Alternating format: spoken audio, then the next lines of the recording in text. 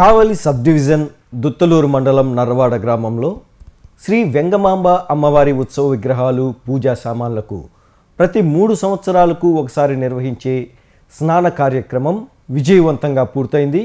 ఈ కార్యక్రమంలో భక్తులు విశేషంగా పాల్గొన్నారు. ఫిబ్రవరి 6వ తేదీ నుండి దుత్తలూరు పరిధిలోని 4 గ్రామాల్లో ఊరేగింపుగా తీసుకెళ్లి 7వ తేదీ రాత్రి కావలి సమీపంలోని పాతూరు శ్రీ భ్రమరాంబిక మల్లికార్జున స్వామి శివాలయంలో ఉంచారు. ఫిబ్రవరి 8వ తేదీ ఉదయం కావలి సమీపంలోని కొత్త సత్రం సముద్రంలో స్నాన కార్యక్రమం నిర్వహించి అనంతరం నిర్వాహకులు క్షేమంగా తిరిగి నర్రవాడ గ్రామానికి బయలుదేరారు. జిల్లా ఎస్పీ అజిత వేజండ్ల ఆదేశాల మేరకు Kavali rural police station SHO inspector Rajeswararao, Duttaluru SI Adilakshmi, police station సిబ్బంది స్పెషల్ పార్టీలతో కలిసి Isukapalli coastal security police station marine police సిబ్బంది సహకారంతో పటిష్ట బందోబస్తు ఏర్పాటు చేశారు.